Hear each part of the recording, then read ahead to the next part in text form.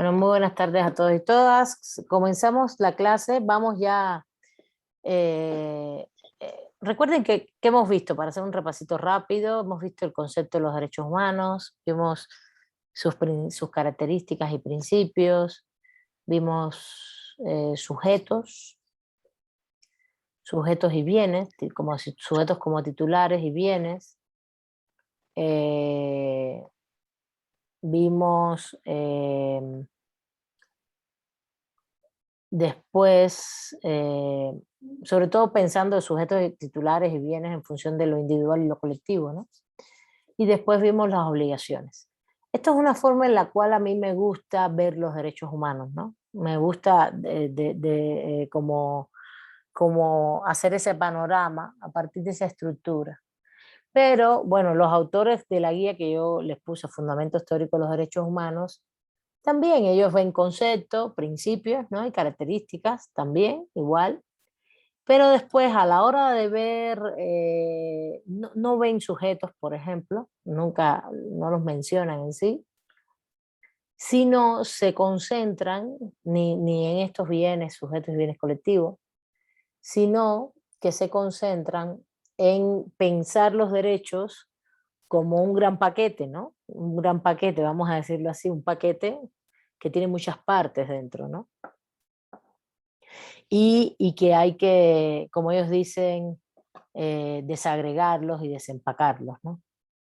Desagregarlos y desempacarlos. ¿Está bien?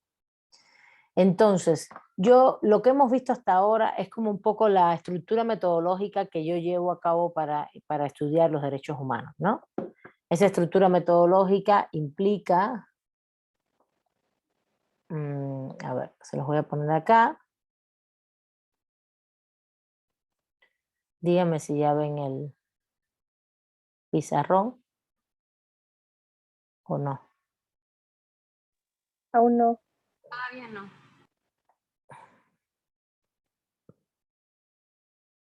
Está como medio trabado, yo creo esto. Ya se ve.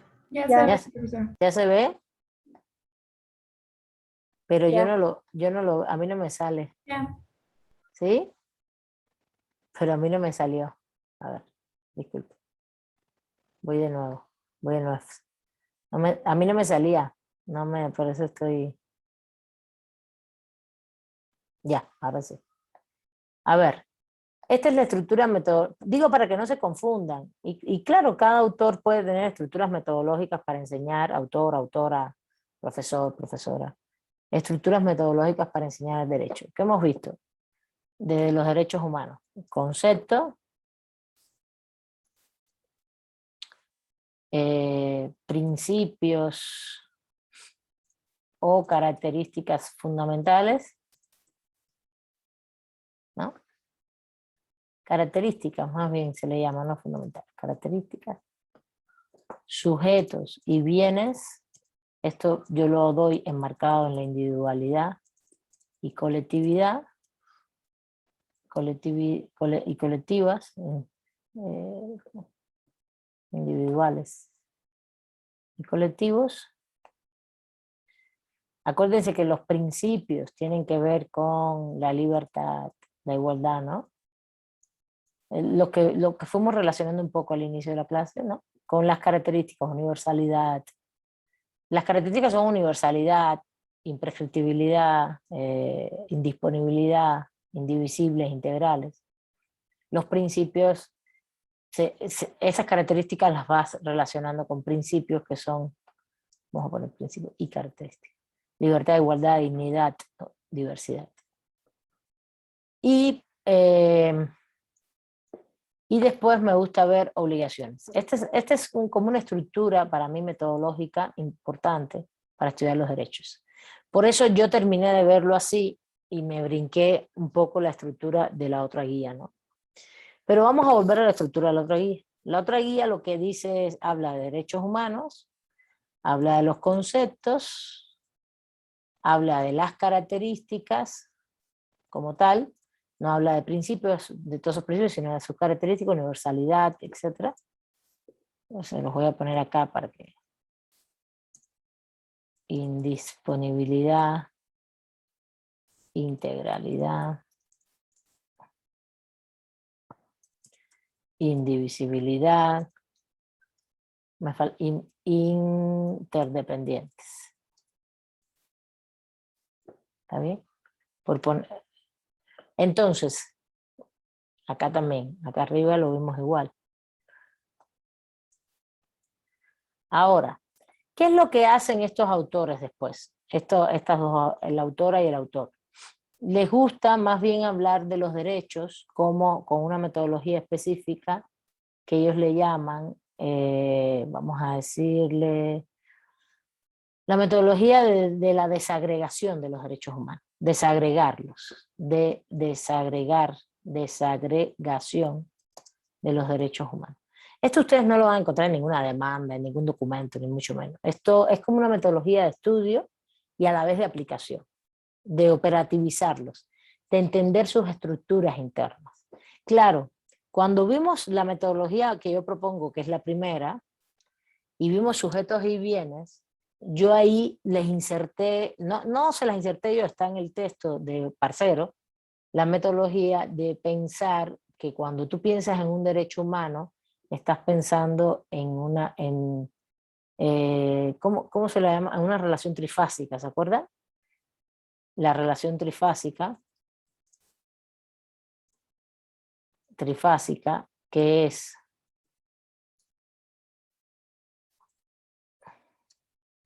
sujetos, bienes y destinatarios.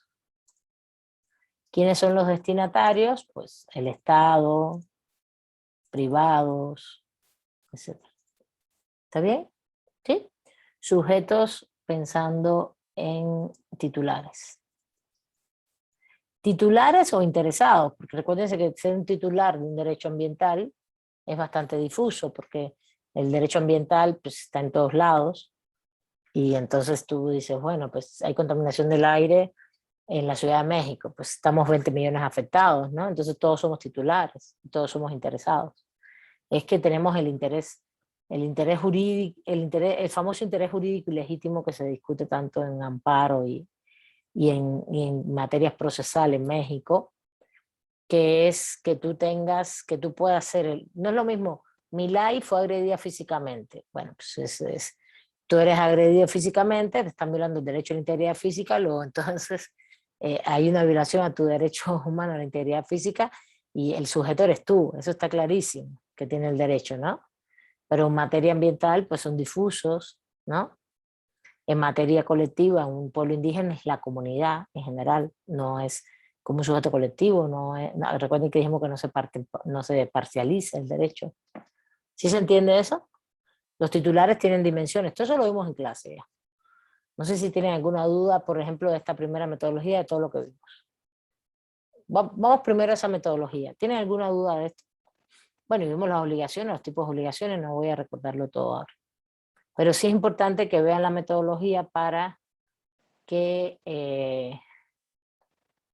entiendan por dónde vamos y qué hemos hecho. ¿Alguna duda hasta ahí? ¿Me pueden decir? Yo, profesora, nada más, ahí en bienes también se podría poner objeto, es lo mismo que objeto, es sinónimo. ¿Qué quiere decir objeto? ¿Objeto del derecho? No es sinónimo. No, sí, como el bien, no objeto como el objetivo, no, sino el objeto, el bien. Sí, pero es como objetivizar mucho, ¿no? La integridad física es un objeto, la vida es un objeto. No, se le llama bien jurídico, no le digas objeto, es que no es un objeto. Estás cosificando y ya desde el punto de vista teórico, filosófico, estás pensándolo como proceso del conocimiento, que hay un objeto que se investiga, y no, pues, también el sujeto se investiga, el ambiente es un objeto, no. No lo vean con esa materialidad, ¿sí? Es un objeto, es un celular, no. No sé cómo estás usando el concepto de objeto, cómo lo estás usando, en función de qué, no lo sé, ¿cómo Sí, lo ves tú? justamente así como usted lo acaba de decir. Como un objeto. Como que un bien material. Sí, exacto. Sí es un bien material, sí son bienes materiales, pero no es lo mismo un bien jurídico material que un objeto. Un objeto puede ser una silla, un cojín, una fruta, ¿sí me entienden? Un objeto puede ser un objeto de investigación. Un bien jurídico, a ver, ustedes ya vieron personas y bienes, ¿no? ¿Qué cosa es un bien jurídico? Eso es importantísimo, eso es teoría del derecho. ¿Qué es un bien jurídico? ¿Quién me dice?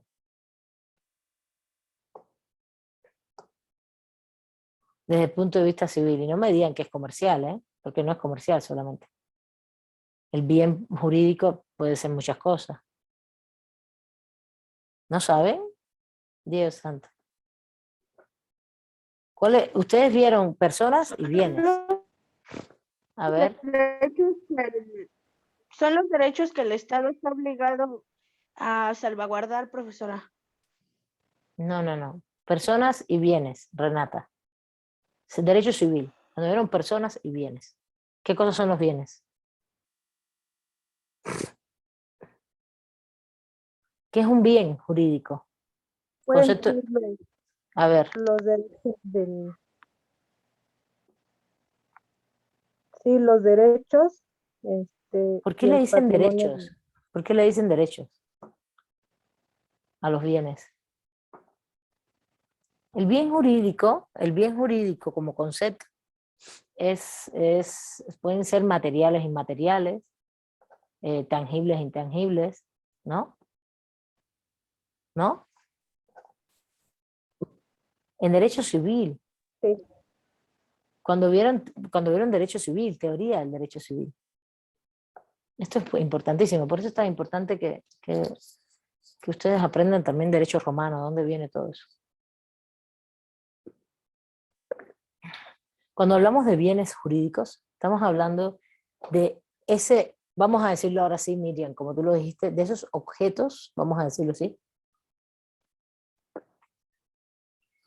Pero a mí no me gusta llamarle, pueden ser objetos, pero también pueden ser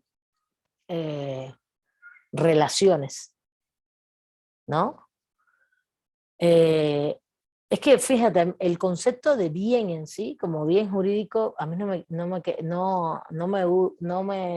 el concepto objeto no me es suficiente para abarcarlo. Piensa un poquito, sea un poquito, ya son abogados prácticamente, y no saben qué es un bien jurídico, me parece, ya van a ser abogados y abogadas, entonces es importantísimo, Dios, que quiero buscarles. Es que, profesora, yo lo entiendo así como son bienes, o sea, como usted lo dijo, tanto materiales como inmateriales que el Estado y el derecho están obligados a proteger. Exactamente. Que el Estado está obligado a proteger y lo hace mediante el derecho. Exactamente. Pero no es un objeto en sí, porque son tangibles e intangibles, son materiales e inmateriales, son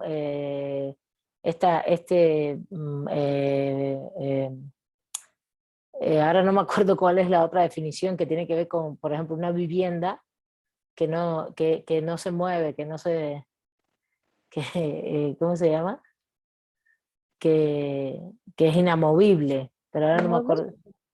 ¿Eh? Ah, muebles, inmuebles. Lo que es bien inmueble.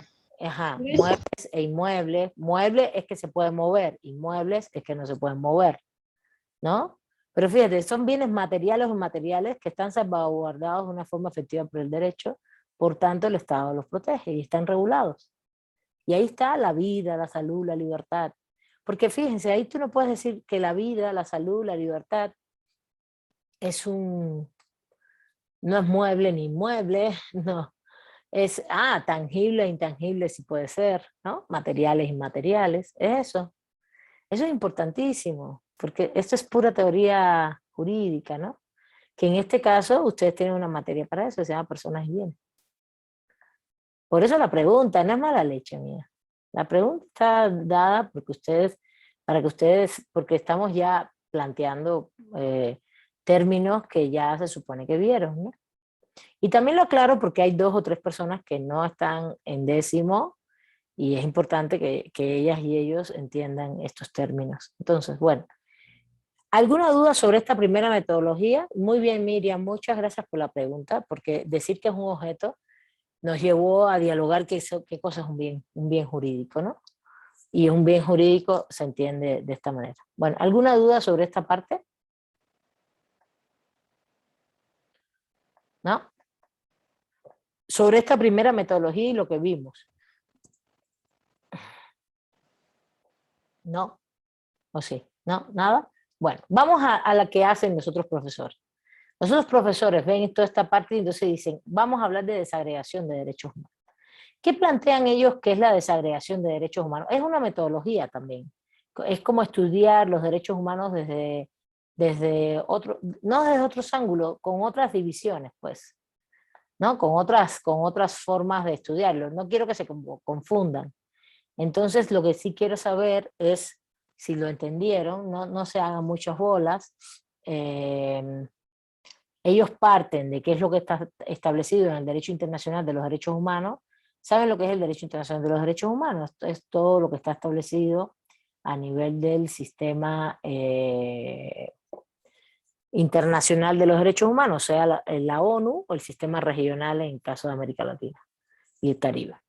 Entonces, lo que ellos tratan de hacer esta desagregación, porque dicen, es más fácil hacer estas divisiones, desagregarlos, porque así podemos hacer operativos los derechos humanos. ¿Qué quiere decir operativos? Identificarlos y poder identificar justamente dentro de esa operatividad si hay violaciones a los derechos, cómo se pueden exigir, cómo se pueden hacer justiciables, la exigencia, fíjense, los mecanismos de exigencia pueden ser jurisdiccionales o no jurisdiccionales, por eso se habla también de justiciabilidad, ¿no? Porque justiciable es que hagas un amparo, es jurisdiccional. Exigibilidad es más amplio, es no jurisdiccional o jurisdiccional. Y justiciable es solo la parte que sea un proceso jurídico jurisdiccional. Y ellos le llaman operativizar, le llaman operacionalizarlos, hacerlos operativos, ¿no? También para hacer análisis de políticas públicas, etc. A mí me parece útil hasta cierto punto. A mí me gusta la primera forma porque la primera forma a veces se me hace un poquito más sencilla, ¿no? Pero bueno, también yo creo que este concepto que ustedes, veo reiteradamente que todos hablan, ahora veo el chat, de objetos o derechos materiales y materiales, eso es un error. Decir eso, un bien jurídico, son bienes, no son derechos, materiales y inmateriales. No son derechos y no hablen de objetos. La vida es un bien jurídico y no es un objeto.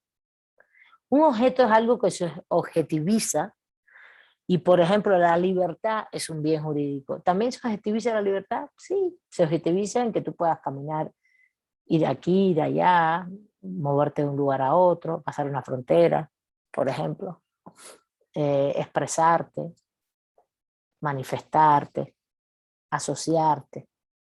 Se objetiviza, pero como bien puede ser inicialmente muy intangible, ¿no? Entonces hay que tener cuidado. Pero bueno, lo vuelvo a repetir porque lo vi aquí ahora, entonces no sé por qué. Es un tema teórico ese, de que los profesores o profesoras que les dieron esos temas tienen que tener claro la definición conceptual de lo que es un objeto. ¿Está bien? Si no, se vuelve un poquito cosificado el tema, pero bueno. Entonces, vamos al punto de la metodología. Entonces, ¿qué es lo que estos profesores entienden justamente por operativizar los derechos? ¿Cuál es la metodología que usan? A ver, ¿quién me plantea? Ellos le llaman el desempaque de los derechos, la desagregación de los derechos, a partir de lo que está establecido en el derecho internacional de los derechos humanos. y de lo que está establecido en las normas. Y justamente lo dicen muy claramente. No vamos a hablar de lo que dicen las normas, sino de cómo tú puedes ubicar en las normas, en el corpus juris, los elementos de los derechos humanos. ¿Cuáles son los elementos para desagregar los derechos humanos que plantean estos autores? A ver quién me dice. ¿Cuáles son? A ver, María Los Ángeles. Bueno, lo primero que plantean es identificar los múltiples subderechos en el interior de los derechos humanos. Sí, no, pero la metodología. ¿Cuál es la metodología de clasificación para empezar ahí? Eso no es lo primero que se plantea. La metodología. El corpus juris proporciona una serie de elementos, eso es lo que dicen muy claramente, para desagregar los derechos humanos. Desagregarlos, poderlos ver en el corpus juris del derecho internacional de los derechos humanos. Lo dice clarísimo, no sé por qué se confunden. Derechos, principios.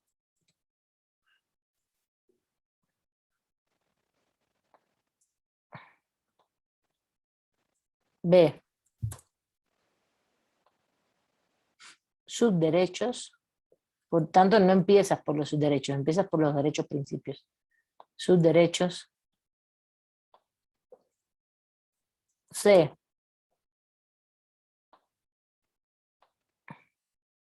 Obligaciones particulares. Hoy se pasaron entrando tarde, ¿eh? Obligaciones generales. A ver, María Guadalupe. Y después, bueno, ya siguen alcance de los derechos y Alcance. subderechos y obligaciones. Ajá. De E. Alcance de los derechos. F. Subderecho. Alcance de los derechos, no, F no. Y sus derechos y obligaciones. Alcance de los derechos, sus derechos y obligaciones. Muy bien. A ver, para los que acaban de entrar, estamos diciendo, la primera metodología, la primera, la que está arriba, es la que yo he propuesto. Hablamos del concepto, hablamos de principios y características, de sujetos y bienes jurídicos, de sujetos jurídicos y bienes jurídicos, de esa relación trifásica que hay, el sujeto que es el titular del derecho, los bienes jurídicos que se protegen y los destinatarios, que son el Estado, los privados, los terceros. Es decir, quiénes deben respetar, con quién tú puedes ir e invocar exigibilidad y justiciabilidad, etc. Y también que deben respetar los derechos humanos. Y después vimos las obligaciones de los derechos humanos. Eso para mí es una metodología sencilla que fracciona en partes estructural los derechos humanos y te da los elementos generales y después te da los elementos particulares, haciendo sobre todo en esa relación trifásica, ¿no? Sujetos, bienes y destinatarios, de las cuales se derivan las obligaciones, porque al final las obligaciones son justamente de los destinatarios, del Estado y de los privados. Las obligaciones no están en el aire. Las obligaciones de derechos humanos tienen un sujeto fundamental que tiene que responder por ellas, que son el Estado, y también los privados, depende, si hay discriminación, depende de lo que sea. O por derivación, ¿no? Porque una empresa puede contaminar perfectamente y ser responsable. Claro, responsable es un delito, pero implica al final violaciones de derechos humanos y claro, tú te vas al Estado en responsabilidad ahí, ¿no? ¿Está bien? Entonces estamos viendo la segunda metodología, la de los otros autores. Por eso hemos ido viendo las dos guías, que también hablan de conceptos, de características, pero después hablan de desagregación de derechos humanos. Y ellos hablan de derechos, principios, subderechos, obligaciones particulares, obligaciones generales, alcance de los derechos, subderechos y obligaciones. ¿Qué están diciendo ellos? Ellos dicen, estos 5 elementos nos da la medida para entender y comprender el corpus juris del derecho internacional de los derechos humanos. Los elementos, buscar cuáles son los elementos de cada derecho con estas formas. Yo me acuerdo que Guadalupe dijo que cuando íbamos a empezar esa parte me dijo, yo tengo dudas, no sé si quieras ya plantear tus dudas, y vamos avanzando en esa metodología. No vamos a ver todo de nuevo porque hay cosas que ya vimos como son todas las obligaciones, por ejemplo, pero sí vamos a ir, a mí sí me interesa de esa metodología, ya habiendo visto las obligaciones, esta cosa de los subderechos y también esta cosa de desempacar los derechos, ¿no? Que es otro proceso. Que entonces, no sé si alguien tiene una duda sobre esto, yo les dije que leyeran sobre esto y que me digan si alguien tiene dudas directamente o si quieren empezamos ya y dialogamos sobre qué es cada una de estas cuestiones. ¿Alguien quiere intervenir? Se supone que iban ustedes también a leer. Bueno, ya esto lo deben haber leído, ¿no?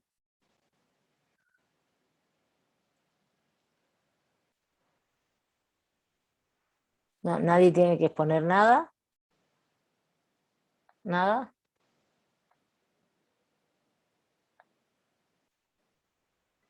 A ver, Lupe, adelante, gracias.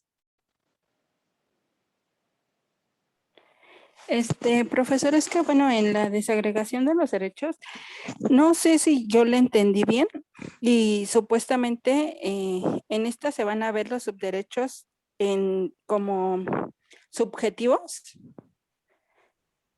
o no entendí bien. A ver, no, subjetivos. Los derechos son subjetivos. Bueno, Ese ajá, concepto sí, siempre lo vimos. De hecho, ¿no se acuerdan cuando vimos el concepto de derechos, de derecho humano aquí, el concepto de derecho humano? Para ver el concepto de derecho humano empezamos por derechos subjetivos. El derecho subjetivo es más amplio, el derecho humano está dentro de los derechos subjetivos. ¿Está bien? Sí, profesora. Lo que pasa es que, bueno, es que sí entiendo los derechos subjetivos, lo que son los derechos humanos y los derechos fundamentales. Pero en la desagregación es lo que no entiendo. Dice que está constituido por múltiples subderechos en su interior, pero Ajá, ahora vamos, ajá. Dale, ¿cuáles serían adelante. cuáles serían Te escucho, es que no se escuchó bien lo que estabas diciendo. Te esperamos un momentito.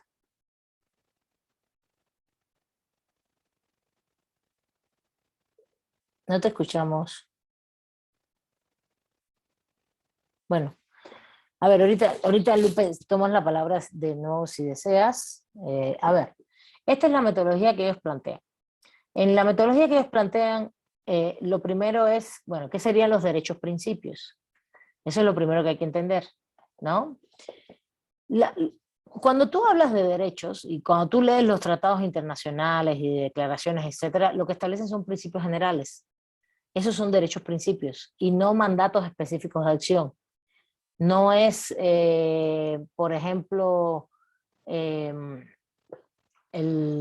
podemos incluso abrir, voy a abrir incluso una declaración. ¿Por qué han llegado tan tarde hoy? ¿Por qué llegan tan tarde? Son las 6:12, la clase empieza a las 5:30. Son 40 minutos tarde. Muy tarde han llegado hoy.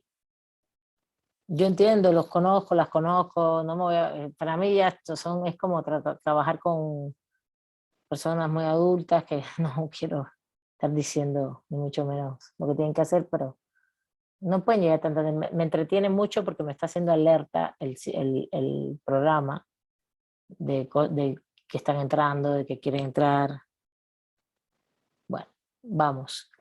Un derecho humano está constituido por múltiples subderechos, ahorita eso lo vamos a ver, pero cuando tú vas a un tratado internacional y lees a una declaración de derechos humanos, voy a buscar la declaración de derechos humanos, a ver, se entiende esta metodología, ¿no? Voy a quitar el pizarrón porque voy a compartir otra cosa. ¿Está bien? ¿Sí? Ahorita volvemos a él, voy a quitarlo solamente para poder compartir. Quiero compartir, ahora vamos a compartir legislación. vamos a ir a un corpus legal para que entiendan esto, con más soltura. Los derechos principios es como esa enunciación universal, ¿no? El derecho a la vida se concibe, es que el derecho a la vida no se concibe desde ningún lado, porque justamente ese es un problema. El derecho a la vida tiene muchos problemas. El derecho al agua es el uso personal y doméstico que tienen los y las personas para asearse, ingerir agua, lavarse, cocinar. Tiene otros términos, por eso quiero buscar la legislación directamente. Vamos a verla directamente, la legislación, para yo no hablar aquí tan a la ligera. ¿Dónde está mi carpeta de legislación? Aquí está.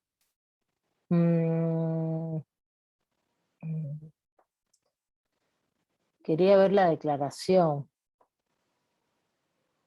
Aquí, a ver, la Declaración Universal, que es como muy interesante, porque las declaraciones regularmente son las que tienen más principios. Las declaraciones universales son las que están muy llenas de principios. Entonces son muy interesantes a la hora de analizar esto.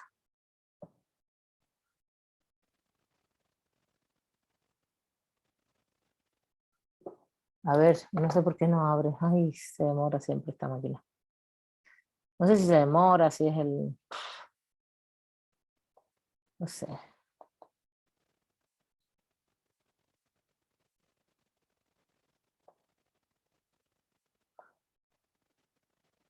Serio, colegas, entrar a esta hora, o alguien Estela, ¿se te cayó la conexión?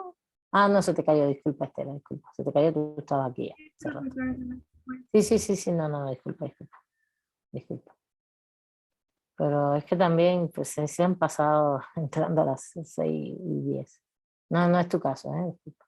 Pero un momentito porque estoy aquí abriendo. Está muy lento esto. Para que entiendan, los derechos y principios son como enunciaciones universales, muy generales. Y los subderechos son los elementos internos que llevan los derechos humanos. Elementos que implican, cada elemento son subderechos, como porciones de los derechos. Y tiene mucho que ver con lo que se está protegiendo. No tiene que ver con los sujetos, tiene que ver con los bienes. A ver, ya cerré varios programas que tenía abierto WhatsApp. A ver, estoy intentando abrir. A ver si puedo cerrar. ¿Me están escuchando bien? Si puedo cerrar algunas cosas. Dice que es inestable la conexión. Estoy cerrando WhatsApp porque está... Dime, María Los Ángeles, a ver. Que una de las cosas que menciona el texto de estos principios generales que están en el Corpus Juris es que por un lado esa como no delimitación tan precisa de lo que son esos derechos permite su desarrollo y que se sigan como formando nuevos derechos, pero por otro lado esos principios tan amplios, tan poco delimitados o sí desarrollados de manera muy específica, motivan que se critiquen porque no se pueden proteger sistemáticamente, ¿no? Entonces, esa es una de las cosas que maneja el texto también respecto a los principios. Sí, los principios son como muy generales siempre, te dan esa cobertura, justamente gracias. Qué bueno que me fuiste ayudando porque en lo que estoy buscando estos... Y no es, a ver, no nos hagamos bola. El problema es que cuando tú vas a operativizar esto, necesitas operativizar los subderechos. Porque tú puedes hablar de, sí, está en el artículo 1 de la Declaración Universal, aquí establece tal cosa, sí, pero no te permite desmenuzar. Porque cuando uno, a ver, esto lo vamos a ver en clases, vamos a ver esta semana y quizás la próxima semana y cerramos. Y esto lo vamos a poder ver muy claro con los casos, pero cuando tú vas a operativizar esto, a ti, tú no estás pensando en el artículo 1 de la Declaración Universal, no, estás pensando justamente en cuál es, en esa traducción que se hace en materia jurídica, que es fundamental, que es la traducción justamente entre, ¿dónde está? Se me fue el pizarro. Ah, aquí está. La traducción, es que abrí otro PDF y me está saliendo otro PDF, ¿verdad? ¿Qué están viendo De ahora? un documento de El Naciones documento de derechos. Unidas, recopilación de las observaciones generales y recomendaciones. Ahora te ves tus carpetas. Aquí está. Esta es la Declaración Universal de los Derechos Humanos. Ya lo vieron, ¿no? ¿Se lo ven? ¿Lo ven? ¿Sí? Ya no. No, Se ven ahora sí. Ahora sí. Todos los seres humanos nacen libres e iguales, en dignidad y derechos, y dotados como están de razón y conciencia, esto es el año 48, ¿no? Deben comportarse fraternalmente los unos con los otros. Eso es un principio, eso sí, lo puedes alegar en una demanda, pero no te dice mucho, te habla de libertad, de igualdad, de dignidad, bueno, de lo que hemos visto al inicio, de los principios de los derechos humanos, justamente. ¿No? No, pero ya nunca habla de diversidad acá todavía, porque es en el año 48. Por eso se hablan de los 4 principios: libertad, igualdad, dignidad y diversidad, ¿no? El todos es la universalidad, por ejemplo, ¿no? Todos los seres humanos es la universalidad. Pero son principios, son muy englobadores, implican justamente soporte para construir derechos, otros derechos humanos, para fundamentar, pero no te están diciendo cómo operativizarlo, cómo aplicarlo, cómo traducir. Hay una cosa que hay que hacer en derecho, siempre, y no en derechos humanos, en todo el derecho, que es traducir la situación real de las cosas, de la vida, a lo que dicen las normas jurídicas. Eso es lo que yo siempre les he dicho, que es el método de subsunción, o el método del silogismo jurídico, ¿no? Es que no es otra cosa que viene una persona y te dice, oiga, el problema es que ya yo no me llevo bien con mi esposo. Ya todo el mundo tiene asumido que no llevarse bien con su pareja, si tienes un matrimonio formalizado, es que tienes que divorciarte, ¿no? Pero la gente lo tiene asumido en el mundo occidental, pero hay mucha gente que no sabe qué implica en el derecho, muchas cosas, no saben. Y ustedes como juristas tienen que traducir las situaciones de la vida real a lo jurídico. ¿Qué cosa es lo jurídico? Pues lo que dicen las normas jurídicas. Toda esa cantidad de conceptos críticos y de lo que implica. En derechos humanos igual. Pero esa traducción de los derechos humanos lleva muchos elementos y muchas cosas, que no solo es una cosa de desconocer todo el derecho formal, sino saber todo el corpus de lo que implican los derechos humanos. Es decir, sus sujetos, sus bienes, sus obligaciones, todo ese corpus. ¿Se entiende? Y entonces dentro de los bienes hay subderechos, dentro de todos esos derechos hay subderechos, y para mí están vinculados a los bienes jurídicos, los subderechos. Y hay principios, y los principios están vinculados a lo que hemos visto al inicio de la clase, sus conceptos, sus características, sus principios. Libertad, igualdad, dignidad, diversidad, y después las características: universalidad, imprescriptibilidad o indisponibilidad, integralidad, indivisibilidad e interdependencia. Y tú tienes que saber qué significa todo eso. ¿Se entiende esto? ¿Sí lo ven? ¿Sí lo entienden? ¿Alguna duda? ¿Dudas? No. Bueno. Permítame, Entonces, ¿me podría dar como que un ejemplo? O sea, ¿puedes aplicar ese hablar un derecho poquito más humano. alto? Yo no te escucho bien. Está muy bajito, ¿no? Por otra cosa. ¿Qué dices? ¿Puedes repetir? Que si no nos podría dar un ejemplo, sí, si no nos puede dar un ejemplo de así de un derecho humano en donde se vea el subderecho de ese Vamos allá ahora. derecho humano. Espérate, ahora vamos allá. Estamos en los Ok. derechos principios. Estamos en los derechos principios. Vamos allá. No se desesperen. Estamos en el primer punto de la metodología. Es por partes, ¿no? Una primero, después la otra. Vamos por partes. Ahorita vamos, no te preocupes. Vamos con calma. Bueno, ¿entienden lo que es un derecho principio? ¿Entienden lo que dicen aquí los autores? los autores lo que plantean es justamente que realmente son grandes principios, que todo individuo tiene derecho a la vida, a la libertad y a la seguridad de su persona. ¿Ok? ¿Vale? Sí, la vida está relacionada con la libertad, con la seguridad. La Declaración Universal de los Derechos Humanos, las declaraciones, todas las declaraciones, son tan llenas de principios, no tienen operatividad del derecho casi. Nadie estará sometido a la esclavitud ni a servidumbres, ¿ven? Nadie será sometido a torturas.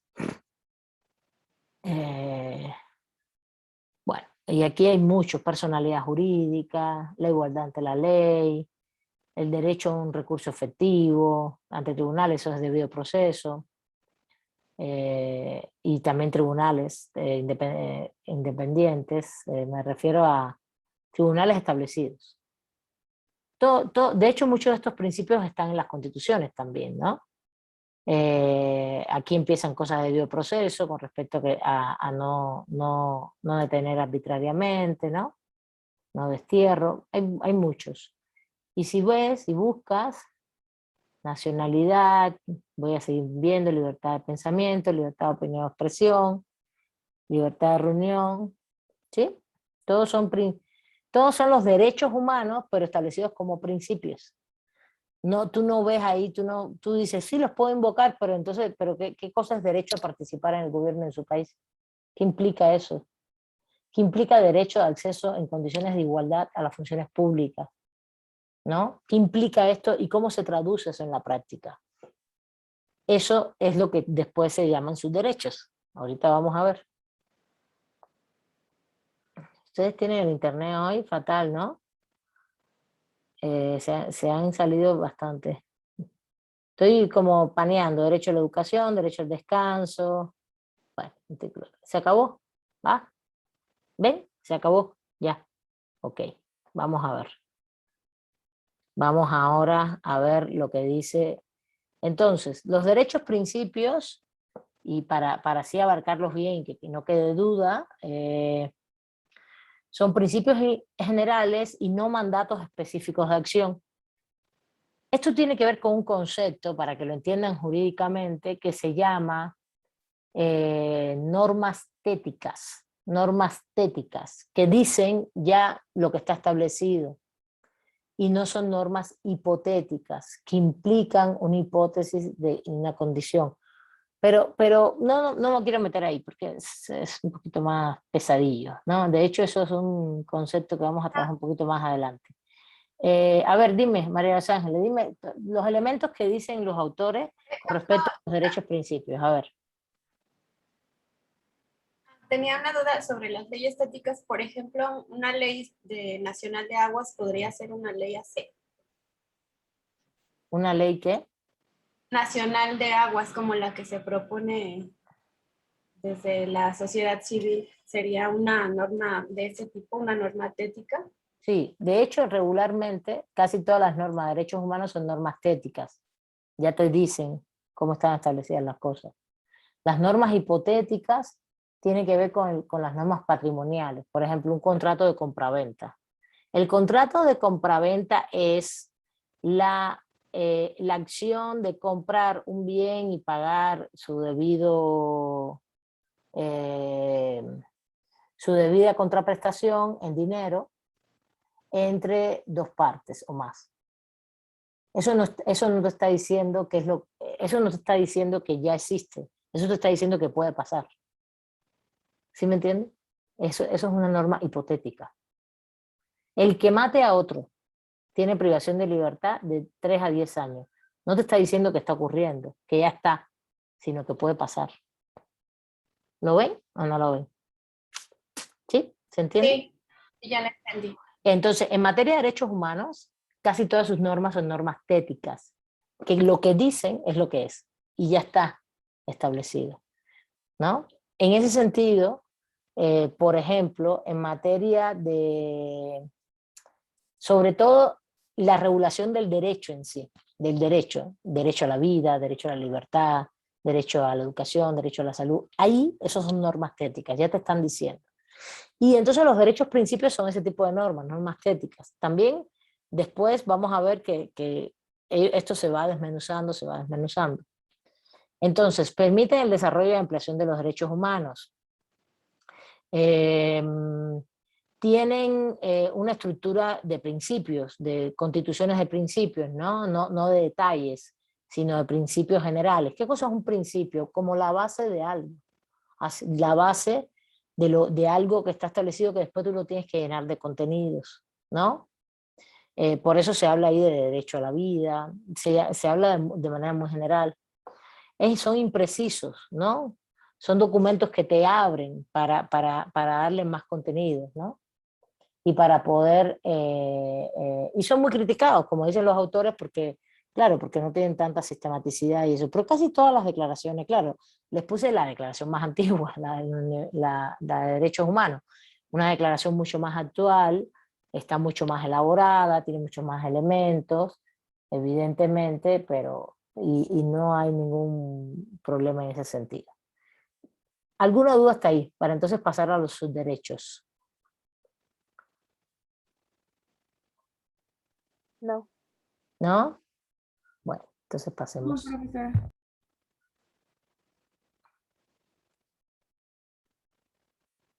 A ver, es que ahora, los subderechos son básicamente factores, a ver, ¿sí lo leyeron? Integrantes de los derechos humanos, en tanto principios. Ahora te doy la palabra. Lo voy a leer un momentico para que lo vean. Los subderechos son básicamente factores integrantes de los derechos humanos en tanto principios, algunos claramente precisados en los propios tratados y otros fruto del desarrollo del corpus juris, que está hablando de las observaciones generales, por ejemplo, de derechos humanos. En consecuencia, no se trata de una lista cerrada, sino abierta a satisfacer las necesidades que históricamente se vayan exponiendo, ¿no? No es decir, derecho al agua, no es lo mismo decir todos tenemos derecho al agua para uso personal y doméstico, que empezar a elaborar esos subderechos que hay dentro del derecho al agua para uso personal y doméstico. A ver, ellos ponen un ejemplo. A ver, María Los Ángeles, no sé si quieres comentar algo y vamos a ver los ejemplos que ponen los autores.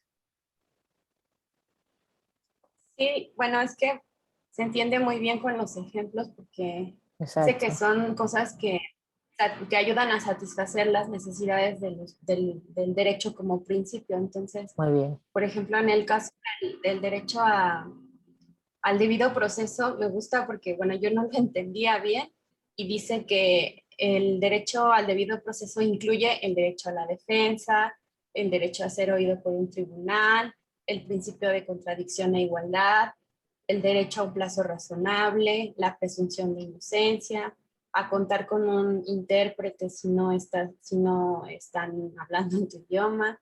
Entonces son garantías que permiten que el debido proceso exista como un derecho como tal y son varias cosas que en su manera concatenada aseguran ese derecho, ¿no? Y así Exacto. pone varios. Exacto. ¿Y dónde? Entonces, por ejemplo, debido proceso penal. ¿Qué implica el debido proceso penal? Pues primero tú dices, bueno, el debido proceso penal, ¿qué es lo que atenta un debido proceso penal? Si hay problemas en el debido proceso, una de las cosas principales que uno ve es la libertad de la persona, ¿no? Entonces, la libertad personal, ¿qué implica? Relacionado al debido proceso, detención ilegal, detención legal y ilegal, detención legal, que la detención sea legal, el uso mínimo de la prisión preventiva, el uso de penas sustitutivas a la prisión, por ejemplo, ¿no? Esos son subderechos dentro de la libertad personal vinculada al debido proceso penal. ¿Sí? Integridad personal. El trato, seguimos en el debido proceso penal, ¿eh? Fíjense cómo se relaciona, porque no es debido proceso en abstracto, estamos en el penal. Y porque ustedes van a ver casos, y los casos siempre son particulares. Entonces, debido proceso penal e integridad personal, el trato digno durante la detención y la investigación de los delitos y en prisión, ¿no? ¿Qué cosa es el trato en la integridad personal? Pues que me traten con dignidad, no solamente en la detención, en la investigación y en prisión. Y a la vez Y ahí es donde empieza el tema también de que dice la prohibición, prevención y castigo de la tortura. Claro, en el trato digno implica que no haya tortura, ¿no? Que no haya tratos crueles, que no haya tratos inhumanos y que no haya tratos degradantes, ¿no? Y ahí se van relacionando mucho, mucho lógicamente con todos los derechos. Entonces, ¿qué es lo que ustedes tienen que hacer? Pues cuando ustedes tienen un caso y cuando están acompañando un movimiento social o cuando están, ¿qué fue lo que pasó? ¿No? Me hicieron esto y esto. Eso lo tienes que tú traducir dentro de los subderechos y el derecho, ¿no? Y tú no empiezas solamente, es mucho más fácil, es muy fácil que tú digas en la comunidad indígena, ay no, le violaron la autonomía. Sí, eso puede ser fácil, pero tú tienes que traducir cómo eso se expresa desde la realidad. Eso va a pasar por los subderechos, va a pasar también por las obligaciones del Estado, por los subderechos, y después va a llegar al derecho en general, ¿entiendes? Pero es una actividad inductiva de lo particular a lo general, de los hechos a ir conformando los elementos de los derechos. Por ejemplo, seguimos al debido proceso penal. Bueno, el debido proceso, sí penal, derecho a la defensa, fíjense, estábamos en el penal empieza libertad personal, que puede implicar detención ilegal, el uso mínimo de la prisión preventiva y el uso de penas sustitutivas de la prisión. Todo eso está dentro de libertad personal, pero después paso integridad personal, si lo trataron dignamente o no, durante el proceso en la prisión, y que no haya habido tortura, tratos crueles, inhumanos, degradantes. Todos esos son sus derechos. Entonces está dentro de los derechos. Y después, y eso no va a estar escrito en las normas, eso tú tienes que ir haciendo la sistemática y la lógica. A veces está escrito, a veces no, ¿no? Después tú dices, bueno, y todo esto se vincula al debido proceso, y ahí está lo que dijo María Los Ángeles. El debido proceso general implica derecho a la defensa, derecho a ser oído por un tribunal independiente, competente e imparcial, principio de contradicción y de igualdad. Contradicción es de contradicción de partes, de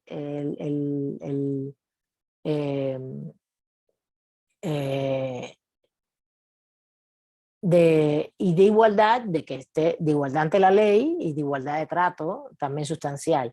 El derecho a los plazos razonables, esta cosa que pasa mucho en México, que siguen los términos y se aplaza no sé qué y siguen, que hoy está muy acotado con el juicio penal, con el juicio oral, o bueno, intentan. Presunción de inocencia, todo eso está dentro del debido proceso. El derecho a contar con un traductor e intérprete en dependencia, si lo necesitas o no. Y bueno, hay muchísimas garantías judiciales, todo eso que se llaman garantías judiciales, todo eso está dentro del debido proceso. ¿Sí? ¿Sí se entiende? ¿Se comprende? Esos son sus derechos. A ver, vamos a poner, hay otros ejemplos, ¿eh? A ver. Pero está muy claro aquí en la página 35 de la guía. Derecho a la salud, por ejemplo. ¿Cuáles son sus derechos? Pues tienes la salud sexual y la reproductiva. Tienes la salud de las personas con discapacidad psicosocial, ¿no? El derecho a la salud también implica el acceso a medicamentos, el acceso a servicios de salud, a los determinantes del derecho a la salud. Es muy importante porque esto se desgaja en muchas formas. Tiene que ver con grupos, pero también va a tener que ver con grupos y sujetos, por ejemplo. Si son discapacitados, tienen sus derechos específicos. Si son también, tenemos sus derechos que pueden ser dentro de los derechos que son generales para todos y todas, y podemos tener cosas específicas para determinados grupos, ¿no? Como este ejemplo de la salud de las personas con discapacidad psicosocial, por ejemplo. Pero la salud sexual y reproductiva es para todos y todas, ¿no? El acceso a medicamentos es para todos y todas. El acceso a servicios de salud y a los determinantes del derecho. Bueno, él dice los determinantes, pero que son varios. Es calidad, acceso, disponibilidad, etcétera. Todo eso son sus derechos. A ver, María de los Ángeles. Me parece que ahora en el contexto de la pandemia se hizo más claro que la medicina preventiva, la información con respecto a lo que son las enfermedades, o sea, esta necesidad de entender a las personas de manera masiva cómo protegerse, cómo cuidarse, o sea, la información y sobre todo pues las nuevas necesidades, las vacunas, los insumos médicos, la calidad. Incluso siento que el asunto de la calidad laboral de los trabajadores de la salud incide también en el derecho a la salud de alguna manera, ¿no? Claro, claro, claro. Y por eso también está la interdependencia, porque justo en la pandemia no era solo un tema de salud vinculado a la vida, por supuesto, interdependencia, pero por ejemplo la información se volvió vital para esto. Eso que tú acabas de decir es muy interesante, porque cada caso implica un contexto, ¿no? Y por eso esto se mueve mucho, porque el acceso a una información libre, información libre, pero veraz, por eso para mí, yo decía, es impresionante que la prensa diga mentiras, porque si dice mentiras, está confundiendo a la gente y se le va la vida en ello. Se le va la vida en ellos. 6 meses después de la pandemia, había gente que no creía que había pandemia. Entonces, y se mueren. Y es responsabilidad de los medios de comunicación. Por eso yo decía, en estos momentos tú podrías perfectamente implicar que eso es un delito contra la salud. Un delito, ¿eh? Ya no una violación solamente de derechos humanos, un delito. Sí, sí es a la empresa. Sí, es que el contexto cambia, ¿no? Los contextos cambian. Y en este caso la información, por ejemplo, veraz, objetiva, certera, clara, era muy importante porque a dónde ibas, qué te dirigías, qué podías tomar, por eso se generan los mecanismos de información, porque se te va la vida en ellos. Y si no funcionaban es una responsabilidad del Estado también. Bueno, en materia de educación igual tenemos, por ejemplo, recibir la educación, que es el famoso recibir educación, es el acceso y por supuesto la disponibilidad, ¿no? Acceso a la educación de todos los niveles de disponibilidad, la enseñanza primaria, secundaria, técnica, profesional, superior. Pero también va a implicar en la libertad de la enseñanza, por ejemplo. Hay muchos subderechos en educación. Ahora, una cosa que dicen los autores es que la desagregación de los derechos ni las tienes que hacer todas, ni tienes que hacer todo, ni desmenuzar todo el tiempo. No es de lo general a lo particular, al revés, es de lo particular a lo general. Ellos no lo dicen así, pero yo se los digo para que ustedes entiendan la metodología. Ustedes ven los casos y a partir de los casos van reconstruyendo esa cantidad de subderechos y que no es otra cosa que esos bienes jurídicos, cómo se desmenuzan y dónde están evidentemente las violaciones de derechos humanos, es decir, porque recibir educación es el derecho, que no la recibas es la violación, es el contrario. Y justamente qué obligación del Estado, y ahí es donde entra el otro factor de la desagregación, que no son sus derechos, es qué obligación se está incumpliendo. La desagregación tiene que ver con toda la metodología que vimos. Ahora, en los subderechos tiene que ver con los bienes internamente. Y no siempre lo tienes que desagregar todo, depende de cada caso, depende de cada caso. A ver, Gerardo, adelante. Profesora, una pregunta. ¿Cuáles son las constituciones de principios y cuáles son las constituciones de detalles? Pues es un término... Sí, sí, dime. Adelante. Sí, es que lo que mencionaba, esto era en un inicio, cuando dice que puede afirmarse que los tratados y las declaraciones internacionales tienen la estructura de las llamadas constituciones de principios y no la de las constituciones de detalles. Sí. Eso es que decía yo, bueno, ¿y cuáles son? Pues lo que vimos ahorita, la Declaración Universal. La Declaración Universal, a ver, el término constitución de principios lo está usando en sentido técnico no, conceptual, general. La Declaración Universal que ahorita puse en la pantalla es una constitución de principios, está lleno de principios, no tiene nada de procedimiento, no tiene ningún detalle, solo son principios, todos tenemos derecho a la vida, todos tenemos derecho a la igualdad, a la libertad, ¿no? Y van desglosando todos los derechos. Las declaraciones, todas universales, sobre derechos humanos son constituciones de principios. Todas las declaraciones universales, todas, son constituciones de principios. Sea ambiental, todos los grandes convenios son constituciones de principios. Ah, ok. Y las constituciones de detalle son las que, por ejemplo, nosotros tenemos, la constitución política. No, ni tanto. La constitución política nuestra, más o menos, porque la constitución política nuestra la constitución política mexicana tiene un problema grave, que es que como ya es centenaria, es tan viejilla, ha tenido más de 800 modificaciones, pues en el 17, en el centenario yo hice un trabajo sobre eso y tenía 750 y tantos modificaciones, y ya debe estar en más 800, sí, porque era el último año de Peña Nieto todavía. Ya debe haber estado, ya debe estar rozando las 800. Y entonces una constitución que con tantas modificaciones se le metieron muchos detalles, yo diría.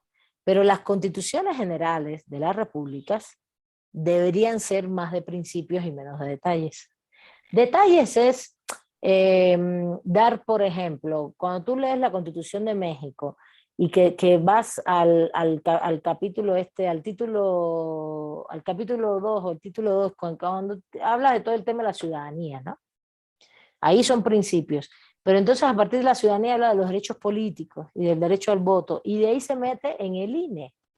Y entonces te da todas las características del INE y te dice que el INE, toda su institución, no solamente qué cosa es y cuáles son sus facultades principales, y te remite a la ley, no, te dice qué cosa es, cuáles son sus facultades principales, y de ahí te da todo lo que hace con todos los procedimientos, no todo el procedimiento, pero casi todo, cómo se eligen, cuando eso podía haber sido remitido a una ley. Eso es una constitución, esa parte es la parte a detalle, pero muchas otras partes son de principios, como el artículo 1, todo el articulado del título 1 en materia de derechos humanos y garantías son principios, no son detalles. Tienen algunos detalles, pero no son principios en su mayoría. Principios es establecimiento de cuestiones universales, generales, sin dar detalles procedimentales que van en otra legislación que son más específicas. ¿Está bien? Y muchas gracias, profesor. Vale. Bueno. Desagregar los subderechos es muy importante a la hora de trabajar casos. Y vuelvo y repito, los autores no lo dicen, piensen mucho inductivamente. ¿Entienden la palabra inductivo? ¿Qué quiere decir?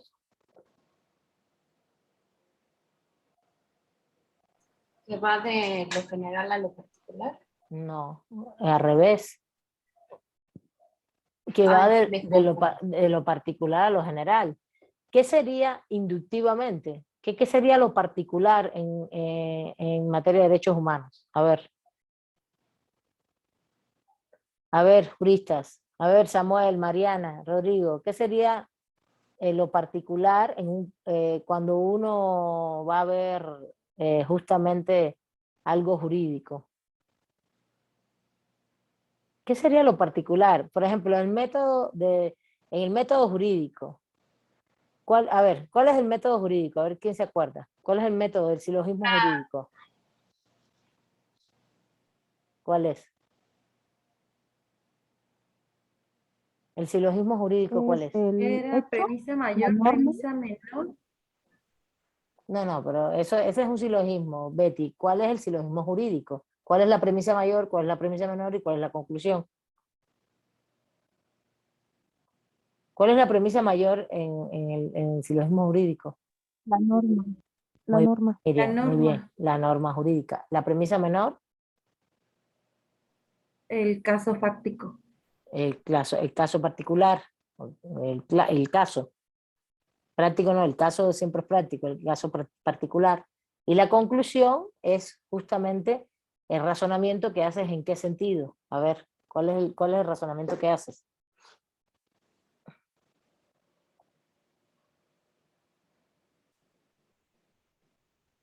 ¿Cuál es el razonamiento que tú haces en ese jurídicamente para aplicar la norma? ¿Cómo ustedes determinan que el caso tiene que ver con la norma? A ver. Un razonamiento inductivo, ¿no? Pero ¿cómo lo haces? ¿Cómo lo haces? Ese es el encuadra. famoso. ¿Cómo dijiste, Miriam? La encuadras, o sea, si ese Ujú, hecho encuadra con la norma, pues esa es tu conclusión, ¿no? exactamente. No, solamente los hechos, Miriam, hay un muerto. Luego entonces tú eres la homicida. O los hechos y las conductas. Recuerden que las conductas es importante, porque hechos puede haber miles, pero las conductas son muy importantes en derecho.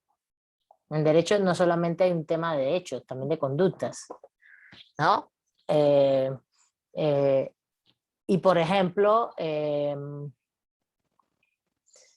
una empresa, por ejemplo, hay un río contaminado. Pues eso es un hecho. Ah, pero ¿quién lo contaminó? ¿Entiendes? Ah, entonces cuando ves el hecho dices, ah, pero es que aquí hay un vertedero de desechos tóxicos. ¿Y eso de dónde viene? Ah, pero pues viene de esta empresa.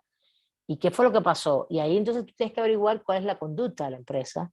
Y la empresa, cuando averiguas, te das cuenta que realmente tenía, por ejemplo, una gran planta potabilizadora de los desechos o de procesamiento de los desechos, que se había roto y no tenían solvencia para arreglar la planta. Y entonces empezaron a verterlo en el río. Eso es una conducta. Pero otra conducta puede ser que la empresa le vale, todo el tiempo le ha valido justamente la contaminación ambiental y nunca tuvo planta y lo desechaba. Y otra cosa es que haya habido un accidente, hubo un terremoto, la planta se rompió y los desechos se vertieron. ¿Ven? Estamos hablando de un mismo hecho y tres conductas. ¿Sí vieron? La conducta de un terremoto y se rompió se quebró la planta en ese momento que estaba al lado del río y se vertieron los desechos, es accidental. Que lo hizo todo el tiempo y nunca ha tenido planta procesadora es doloso, ¿no? Y que se hubiera roto y lo empezaron a verter porque no tenían sus recursos económicos, aunque tenían la planta y se rompió, sí tiene dolo, pero es diferente. Entonces no es lo mismo la culpa que el dolo, todo eso es importante. Entonces las conductas son importantes. Las conductas que están relacionadas con los hechos. Bueno, entonces cuando nosotros vemos conductas y hechos, vamos y miramos, y eso es particular, es en cada caso, conductas y hechos, y vamos y vemos que está establecido en la norma jurídica, justamente. Y fíjate, dice, Miriam usó la palabra se encuadra. ¿Sí? En teoría del derecho se dice se subsume los hechos y conductas en las hipótesis de las normas jurídicas. Porque las normas tienen hipótesis, como dije ahorita, pero en este caso, ahí se está hablando sobre todo de los delitos, por ejemplo. Pero también la norma puede ser el derecho a la vida o el derecho a las libertades. Y ahí las hipótesis de los derechos humanos tienen que ver con los subderechos. Justamente, no es con un supuesto de hecho, sino es con algo dado, su sentido tético ahí. La vida, las libertades, el debido proceso, pero en el debido proceso implica la libertad personal implica o la integridad física, implica el trato digno, la no tortura, ¿ven? Los subderechos. ¿Se entiende eso? ¿Se comprende? ¿Van conmigo o no? ¿O ya Sí, es por ejemplo también, sí, profesora, entonces o sea, yo entiendo que también es como que, así como yo lo dije en el término encuadrar, el subderecho al derecho humano, ¿no? No, Me encuadrar explico, los hechos y la conducta a los subderechos en el derecho humano. no, pero bueno, ahorita solo estoy utilizando este término porque no sé cómo decirlo, pero no sé, por ejemplo, de los judíos o no sé qué religión que no se permite la transfusión de sangre. Entonces, digamos, ese sería como que el derecho humano a la vida, el derecho humano a la salud. Sí, sí, Entonces, pero ¿en cuál? a ver, una religión X, que esos religiosos no permiten transfusiones de sangre. Y entonces eso va a pasar con la persona A, B y C, que tiene tal religión y no permite transfusión de sangre. ¿Sí me entiendes? Entonces, ¿cuáles son los hechos y las conductas? que A, B y C tienen tal religión y entonces no, y por su religión no permiten la transfusión de sangre. ¿Está bien? Ahora vamos al derecho. Estamos en los hechos y las conductas. Vamos al derecho. ¿Cuál es el derecho? Pues esta gente, por ejemplo, olvídate de A, B y C. A y B son papá y mamá. Y C es un menor de 5 años. Tiene cáncer y hay que hacerle transfusión de sangre. Y como tienen esa religión, pues ahí hay un problema porque entonces no quieren que se le transfiera la sangre. Y al no transferir la sangre, el niño se va a morir. Y el niño no tiene capacidad de decisión. Ese es el conflicto realmente. Entonces tú vas al derecho y dices, bueno, ¿y aquí qué onda? Pues es derecho a la vida o derecho a la libertad religiosa, por ejemplo. Esos son casos típicos, casos paradigmáticos, ha habido muchos. Y ha habido a la libertad y a la libertad de conciencia, a la libertad religiosa. Entonces ha habido casos paradigmáticos donde vas al derecho y tú dices, ¿de qué está compuesta la vida y de qué está compuesta la libertad religiosa y la libertad de conciencia? Esos serían los subderechos. ¿Sí? Por ejemplo, la vida depende de cómo está también regulado en cada lugar.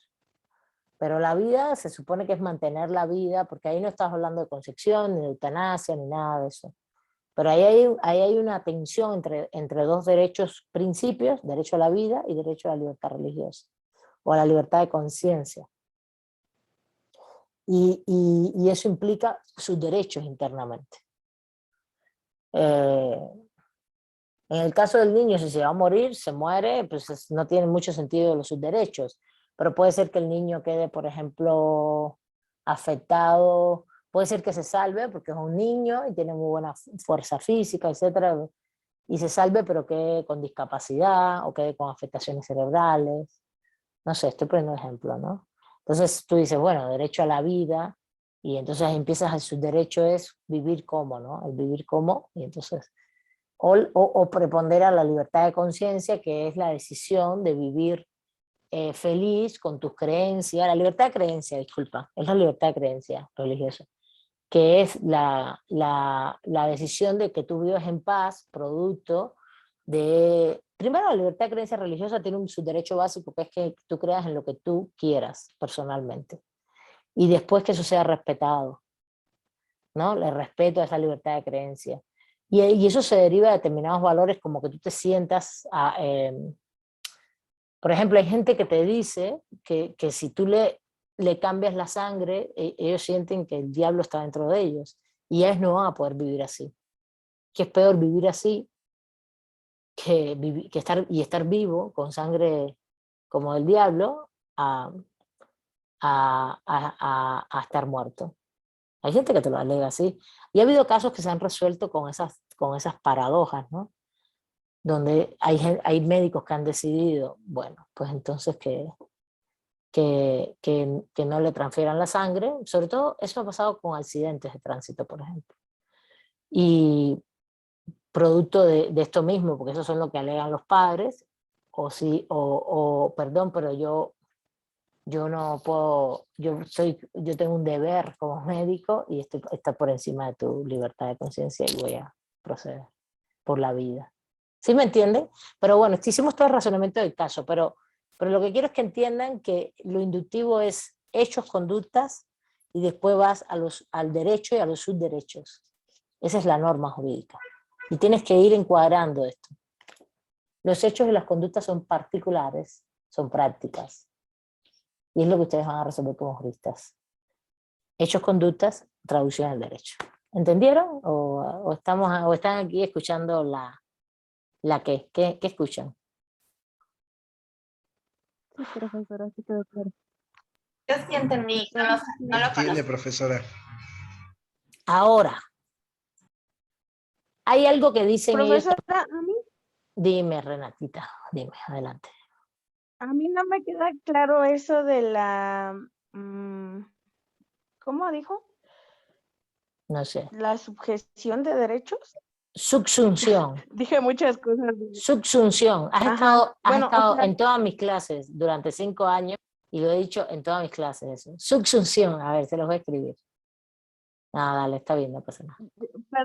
perdón, profesora. No pasa nada. Yo regresé de Tranquila. nuevo. Es Mande. subsunción. Miren Ah, el chat. Subsunción de los hechos y las conductas en las normas jurídicas. Vamos a ponerlo así en general, para no degenerarlo. Subsunción, se subsume. Es un acto, es una acción, es un verbo. Se subsumen los hechos y las conductas Ajá, particulares en lo que dice. Dime, dale, adelante, ahora sí.